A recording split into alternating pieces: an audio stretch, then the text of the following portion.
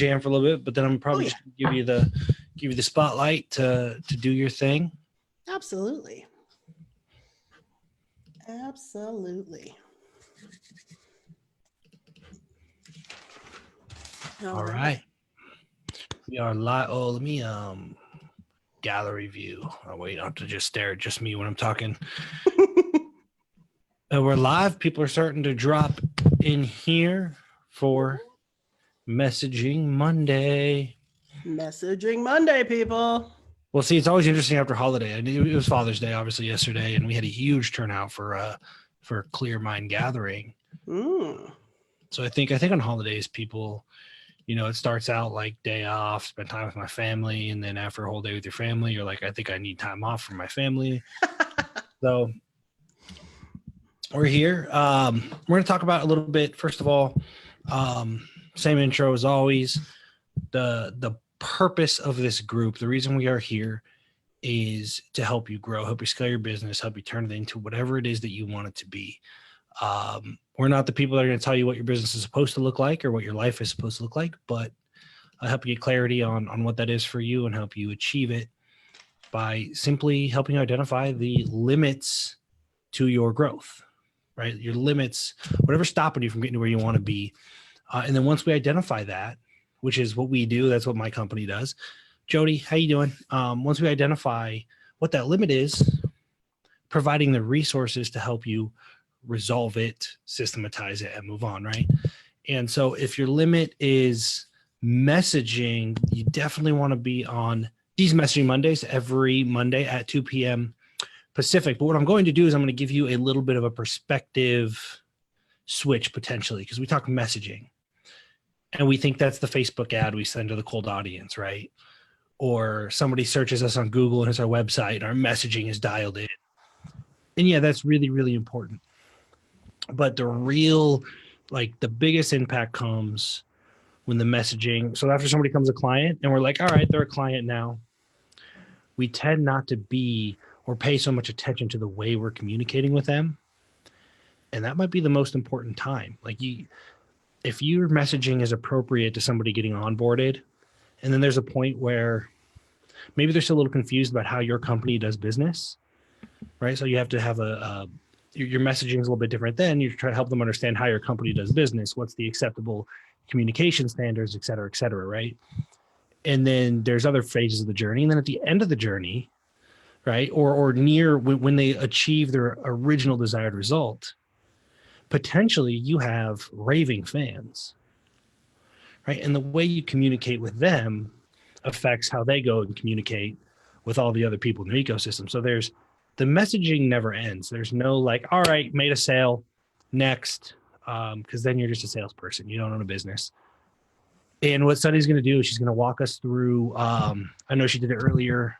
She touched on this, moved a little bit deeper on the client touch points, all the opportunities you have to communicate with your client, how to adjust your message so that you're communicating the appropriate thing at the appropriate time, delivering value.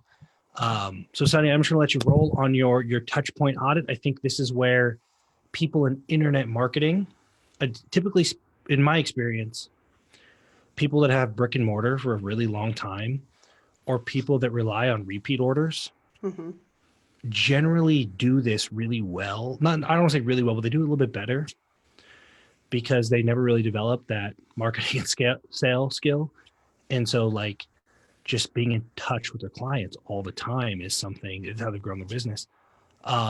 Generally speaking, people that are decent at marketing and decent at sales sometimes skip this because it's just less friction to go market and sell more than to appropriately nurture the clients that you already have. So I think this is huge leverage for everybody in this group. This might be one of the biggest leverage points.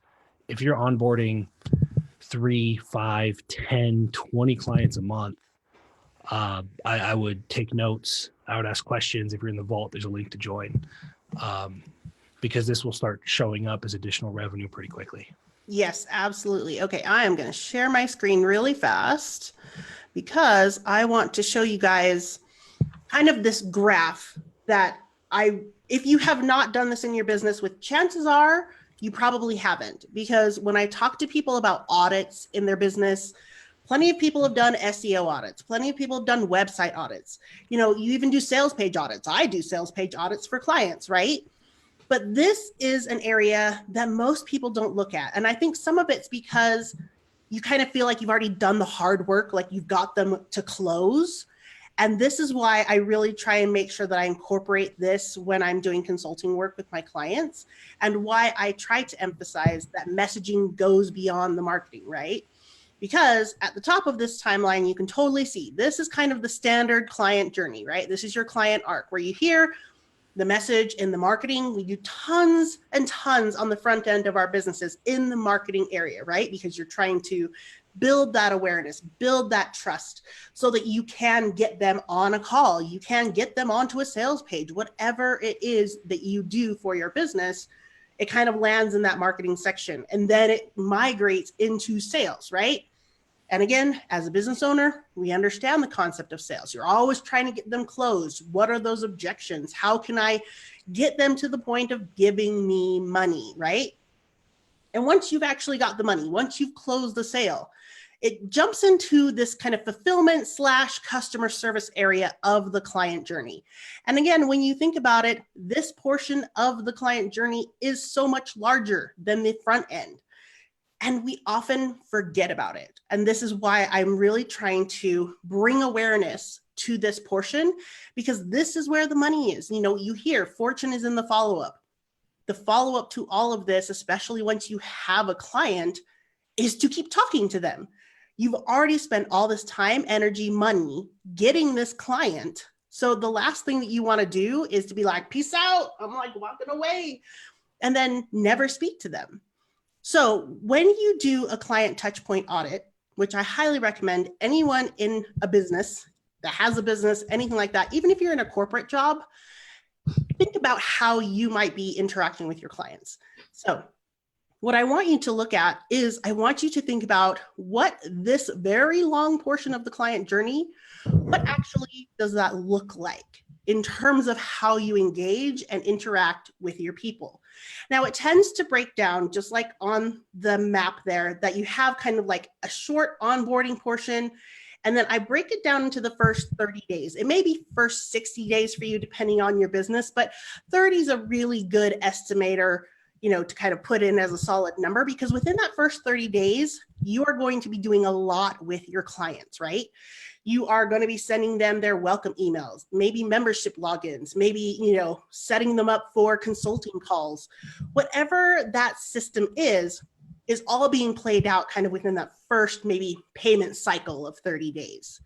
But then after that, this is where I see a lot of people struggle, because I've seen they dial in their onboarding. So it's wonderful.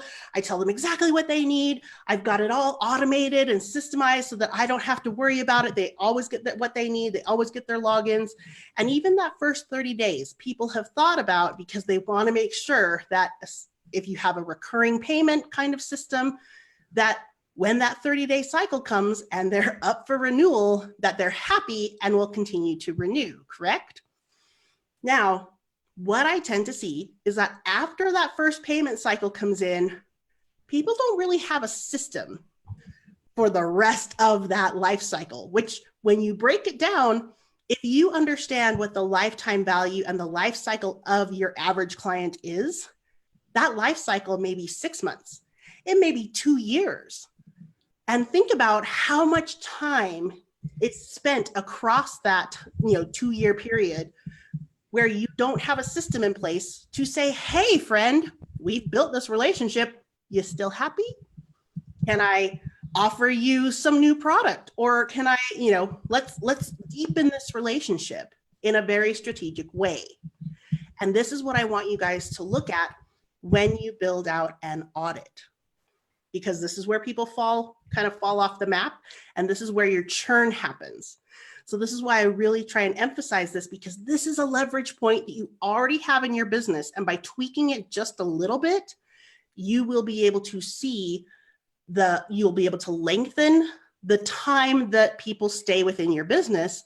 And it increases the opportunity for you to then upsell them, or to just make sure that you can give them that customer service and that, touch points in the relationship where they do become that raving fan, where they're shouting your name from the rooftops going, you got to come work with this person. Like, you need this service. I know the exact person, the only person that you should be working with.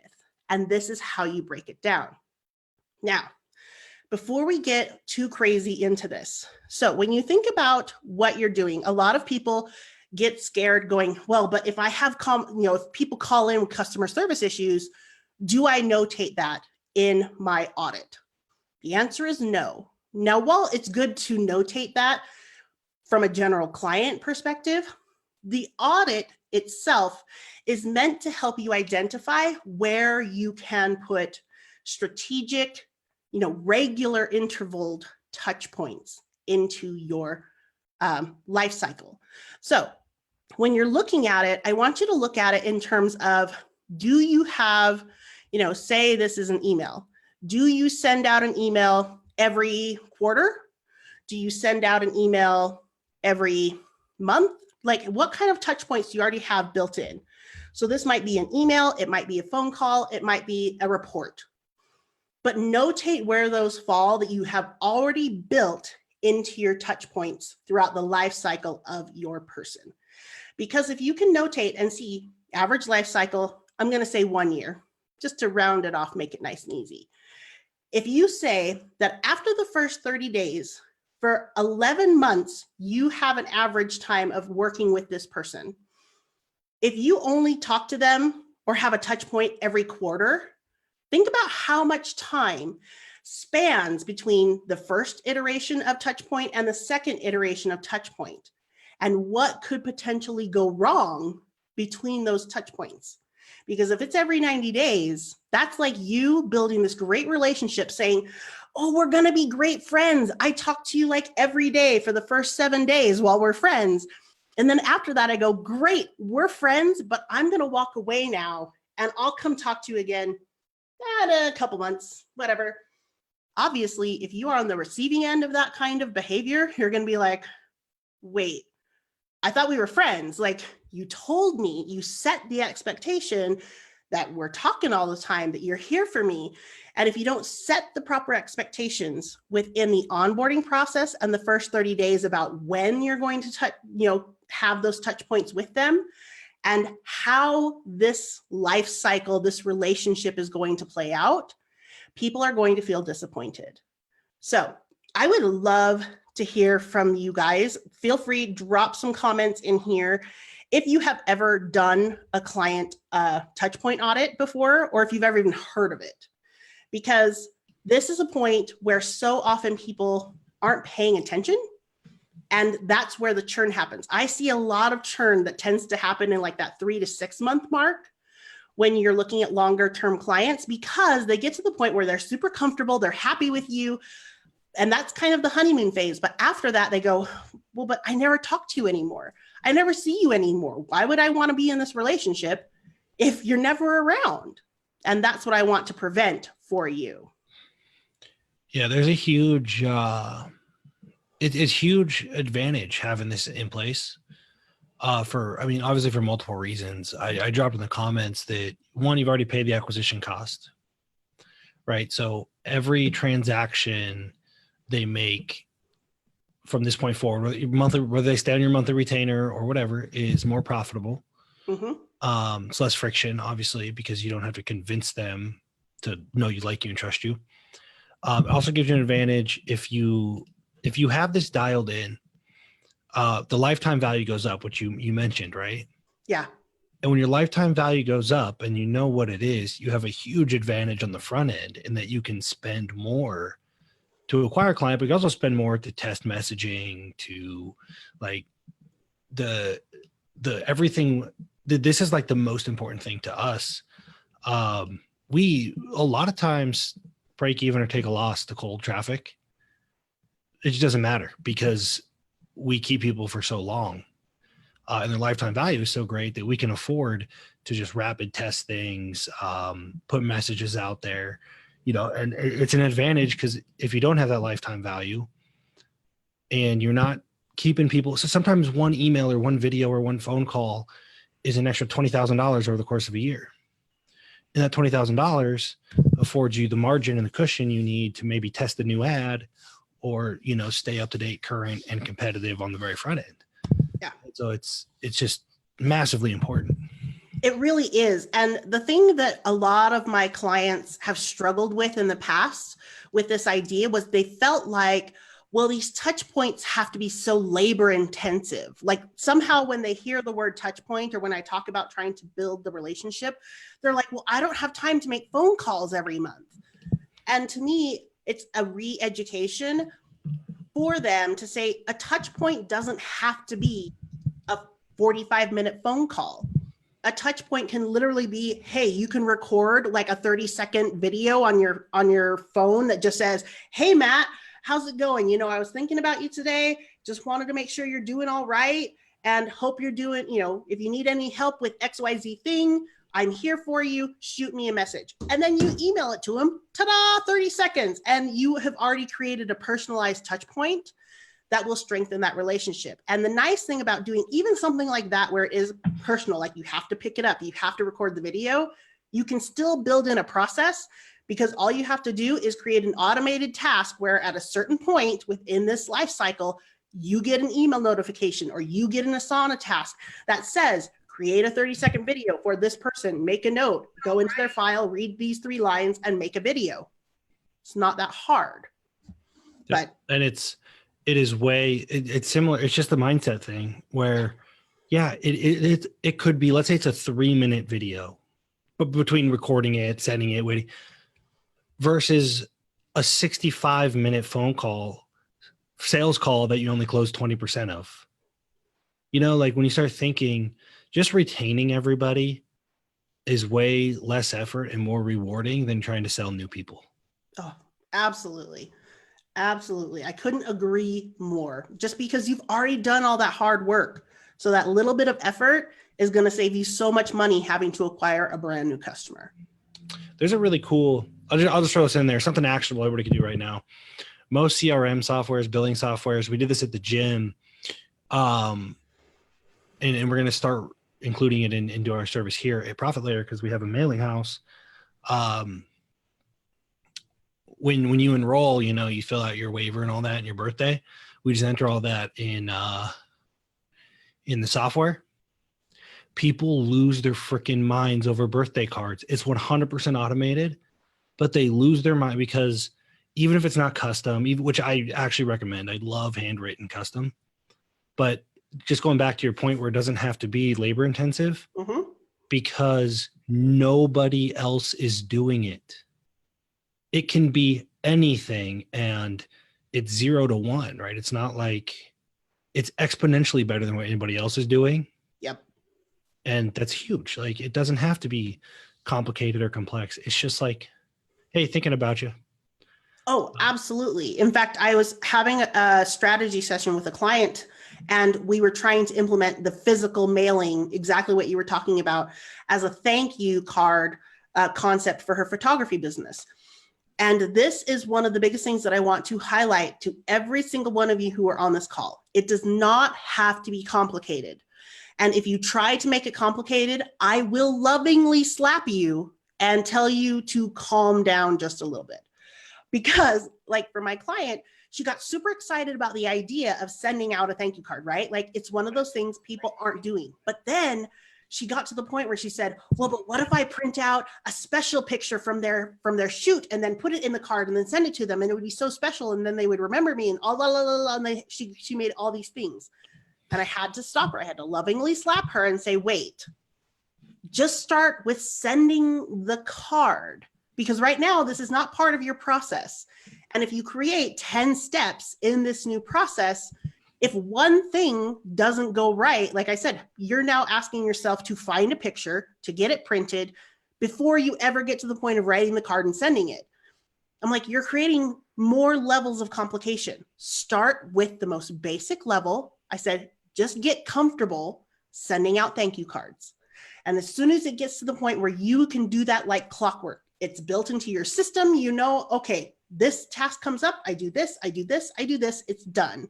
As soon as that is clockwork, that's when you can elevate it +1. That's when you can say, hey, maybe I want to put a picture in there, or maybe I want to put a magnet in there, or whatever level you want to step up, but don't overcomplicate it right now, because even this much more is still miles above what other people are doing. So I highly recommend, even if you want to do these things, don't stress about making it this big, giant endeavor, because if you try and do that, you may end up shooting yourself in the foot and never actually get started.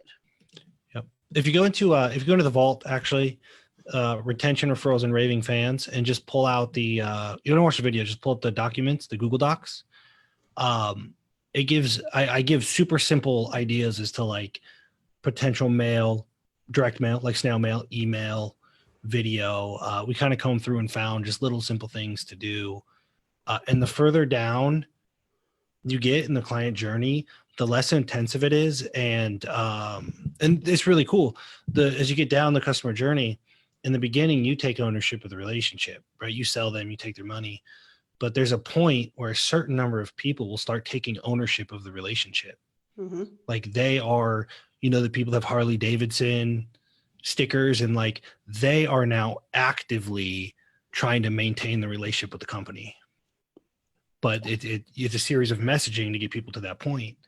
And at the very end, it's really it's what 1,000 true fans is people talk about. Then there comes a point where your messaging to them is almost like just giving them stuff that will help them sell your stuff.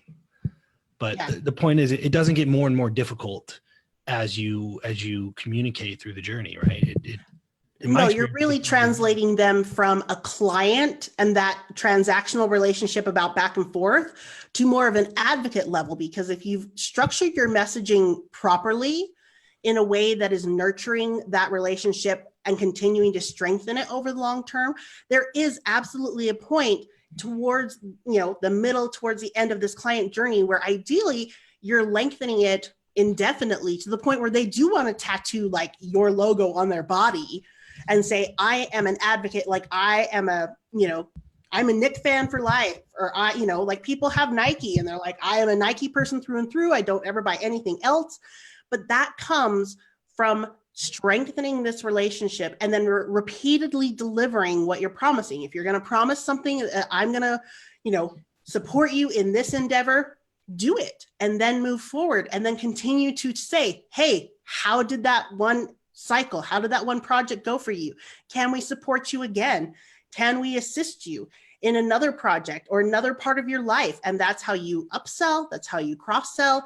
And then when you've gotten to that point where you have delivered again and again and again, that's when they become those raving fans, and they transition into an advocate saying, they have never failed me. And even if they did fail me, they took full responsibility. Like that is one thing I will tell you guys. Whenever you're doing this in business, even if you screw up, own it and be transparent about it. Because if you do that, people are like, okay, I get it. You screwed up. Okay, but let's move on. If you take ownership of that, that is also part of that strengthening relationship, so that they know I'm trying to do my best for you. Even if I fall short, my effort and intent is still true, and that relationship will continue to build. So, Daryl, I love that you say lovingly slap. It's one of my That's the quote, the tweetable. Tweetable. So we'll slap you. I think we'll do the vault thing. Anything else you want to share with them? Because I think we can go private and answer questions if anybody has any. But I think we're good. But if you are in the group, if you have any additional questions about what a client touchpoint audit would look like, or the kinds of things that you might want to put onto an audit, please feel free to drop a note in the comments. You can always send me a message. I'm happy to talk through that with you in a little more detail, so that you can kind of build out this timeline perspective, so you can have a visual representation of what you're doing for your clients. So feel free, reach out, let's support each other, and make sure that you guys can really lengthen that life cycle for as much as possible. Awesome. We're going to go dark. And what that means is I'm going to stop sharing on Facebook, and Vault members have a link to the Vault, the link to join the Zoom in the Vault. and you are welcome to come. If you have any questions, we'll give, maybe we'll be 5 minutes, maybe we'll be 30, but just an opportunity to have a conversation with Sani and talk about the client touch point. So again, if you're not in the vault, get in. These one-on-one dialogues are I pretty much just, I'm a fly on the wall, and I learn so much every time. Stop